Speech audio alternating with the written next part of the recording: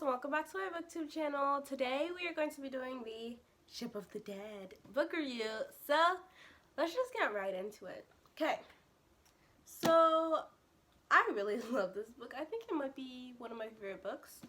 I really like it. Is the last book, so it really develops the characters even further, and plus Percy's in it. So, but that's not the reason why it's my favorite.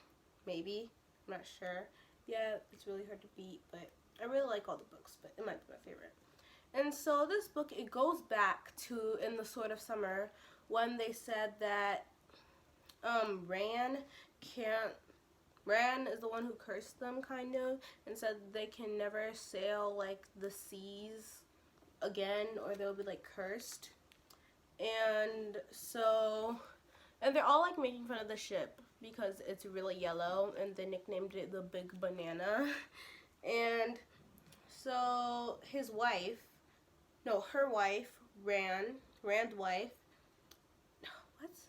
No, Rand's husband, Aeger, finds them and he like sucks them into this vortex thingy and they go into like his house, and Blitzen and Hearthstone are actually captured in his house. And, alright, did I mention at the beginning that, like, Blitzen and Hearthstone, they haven't heard from Blitzen and Hearthstone for a long time, and they find out that, oh, they've been captured by Aeger, and they plan to eat him. So, like, they do this whole plan thingy, and they get them out of there and stuff, and I do know what happened, but I want to let this be like a little more. Oh, and they meet this giant. Well, yeah, they meet this giant, and the giant challenges TJ to a duel, and Alex Fierro has to make a pottery warrior to challenge the giant's pottery warrior. What's the giant's name again? I just want to call him Giant. Is it Capsule? Capsier?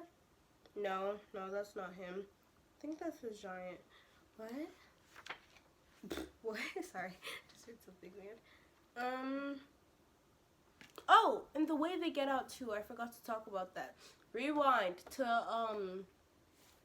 Aeger, Rand's husband. I keep on saying Rand's wife. Rand's husband. The way they get out is because Njord,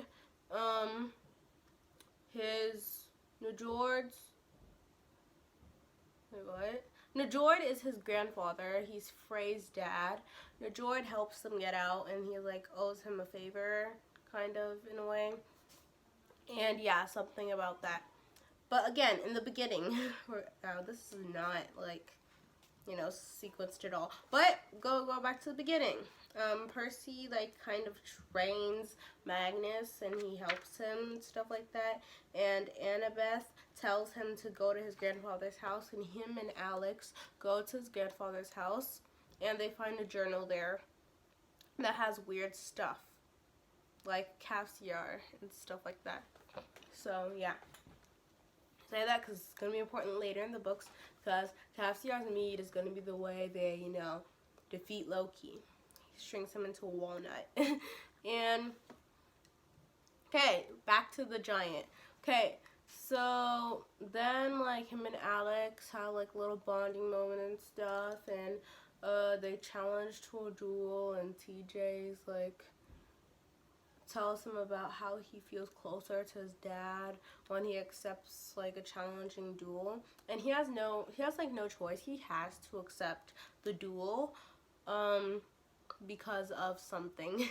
And so the giant ends up being defeated, their pottery warrior ends up winning, TJ doesn't die, and yeah. And fast forward to them finding Cassiar's mead. They actually had to bargain for it. I don't know what happened, the exact details, but I know they had to bargain for it. And then, they're sailing to the place where Loki is. Back in the Sword of Summer, where the place they met Fenris Wolf, I think. That's the same place, but it's like the same island, but the different place on the island. And like that looks like huge battle and stuff, and they're all fighting. And then boom, little fast. Oh, and they meet a giant, the ice giant, Njord's wife, ex-wife actually. Oh, is that his wife? I think that was just his girlfriend or something like that. Whatever. Ex-girlfriend, ex-wife, something like that. And she helps them. And Alex and Magnus end up kissing. And yeah. But okay, fast forward to Loki. They actually have a little verbal battle. Well, that's what I really liked about this book. Like, the way that they defeated the villain, the antagonist, the main antagonist, wasn't like the typical way, you know, duel to the death. Because, you know, Magnus is definitely not a fighter. So they couldn't have defeated him that way either. So, yeah, the way they defeated him was like, duel to the death. He didn't do that, but they did a verbal battle instead. And oh my gosh, Loki was so good at that, though. But it turns out that Percy's advice was helpful, because Percy told him that his greatest strength was his team.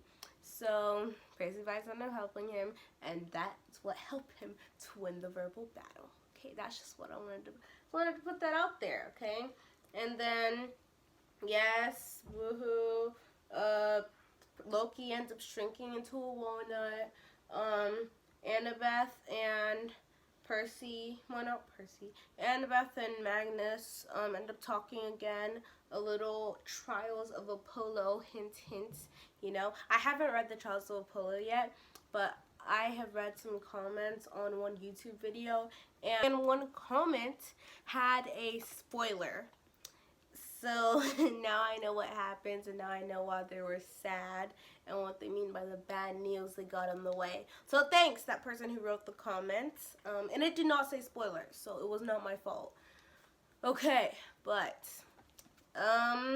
yeah, Alex Fierro and Magnus Chase end up getting together, yay. Samira, I can't really remember anything that happened to her, like, throughout this book. Pretty sure something happened, but I can't remember. And Hearthstone. We touch more on Hearthstone's story now. Like, last book, we got to see more of his backstory, you know, his tragic backstory, his prior past. Just really a really sad character, all in all. But now we get to, like, have more depth to his character. Well, we had a little depth, but, you know, I think you guys get what I'm saying. Anyway, and Mr. Alderman, he actually turned into, like, a dragon, in a way. Yeah, he actually turned into a dragon, and I end up having to defeat him. So, yeah, that was really, no, having to kill him. So, that was pretty sad, kind of, because he was a jerk, but still pretty sad. Okay, Blitzen, does anything really happen to Blitzen throughout this book? No, not really. Alright, how, Loki is actually his mom. Loki's actually Alex's mom. Yeah, not her dad. Not her, his dad. So, yeah, that's, I don't know, I know I said I really like this book, and now that I'm, like, thinking about it, I do really like the book, but, like, seems like I don't have a lot to say about it, but anyway, that's the end of today's book review. Make sure you like, subscribe, and turn on the post notifications button so you'll never miss a video I upload. And I will see you guys on Saturday. Bora, hey!